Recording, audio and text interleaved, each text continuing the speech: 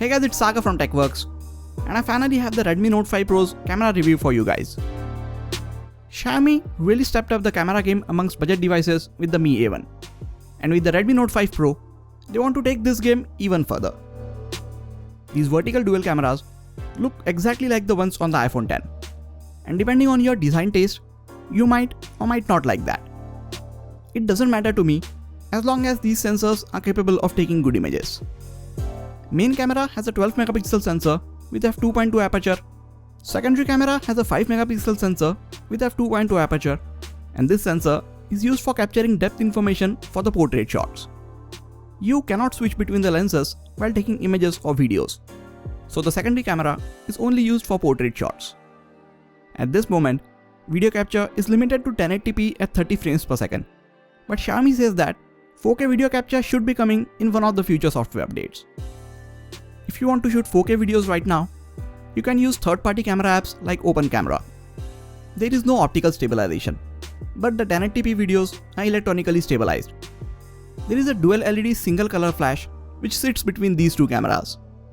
At the front, you get a 20 megapixel camera with f2.2 aperture and a pixel size of 1 micron. You also have a dedicated front-facing flash. And now you can take HDR and portrait mode images with the front-facing camera as well. The interface on the camera app is a bit different on the Redmi Note 5 Pro. You can now switch between various modes by swiping to the left or right. Now before we get to the image and video samples, make sure to hit the subscribe button so you don't miss out on any of the amazing videos coming up. The images in daylight are vivid and sharp. You can see a lot of details being captured in these images. Color balance is accurate for most part, which is something Mi A1 struggled at in certain situations. Camera of the Redmi Note 5 Pro will be closely compared with the likes of Honor 7X, Mi A1 and the Moto G5s Plus. And looking at these images, I think it is performing very well so far. Colors appear to be bright and vivid. They are slightly more saturated than some of Xiaomi's other smartphones, but that also makes these images look really good.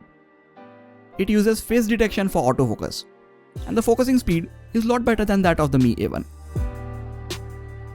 Close-up shots are crisp and detailed. These are normal close-up shots and not portrait shots, but you can still see the background being blurred out really well thanks to the f2.2 aperture. It might take a bit longer to focus in lower lighting conditions, but be patient and it will latch on the focus. There is no Auto Hdr Mode, so you will have to switch it on and off in situations like these. In some situations like these, HDR mode can be a bit too aggressive, but in the end, I like how the image turned out to be. Look at the dynamic range in this shot. We have the sun peeking in from behind the building, and still we can make out the colors and details on the coconut tree. You need a very good camera to capture such amazing dynamic range. Here is a shot of me against a bright background.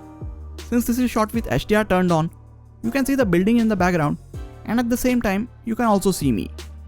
You can edit this picture to bring up the shadows on my face, and the image now looks really good.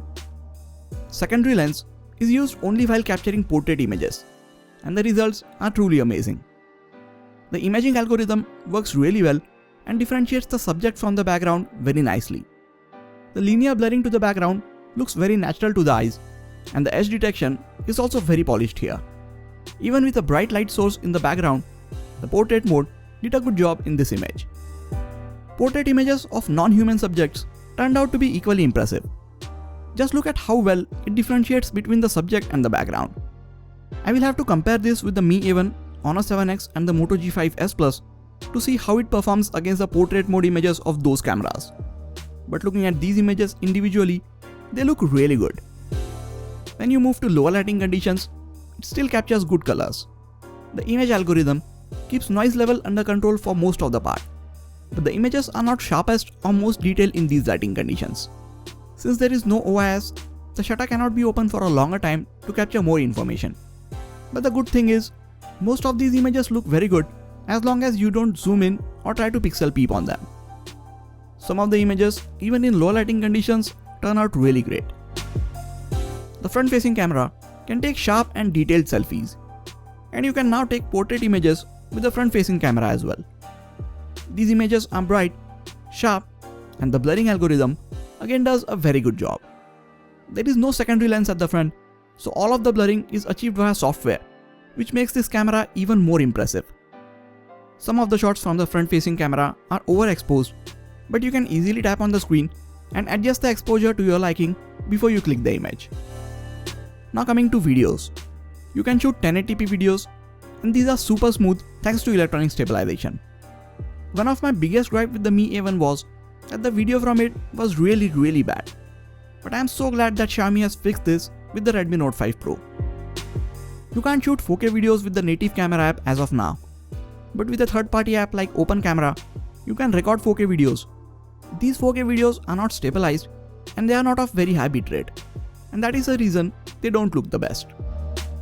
So as we saw from these image and video samples, we finally have a great set of cameras on a Redmi smartphone. These dual cameras are way better than the camera on Xiaomi's own flagship, the Mi Mix 2. And this can very well be on its way to be the best camera on any smartphone in under 15,000 rupees. If you are looking to buy a smartphone at around 15,000 rupees and want it to have a very good set of cameras, look no further than the Redmi Note 5 Pro.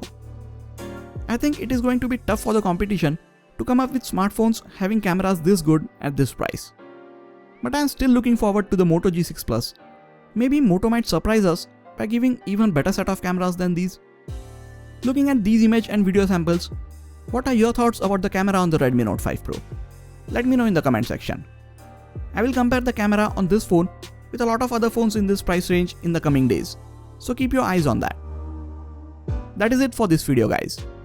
Please hit the like button if you enjoyed this video and subscribe to the channel for more quality tech videos like this. You can also check out some of the other videos from this channel. This has been Sagar and I'll catch you guys in the next video. Take care.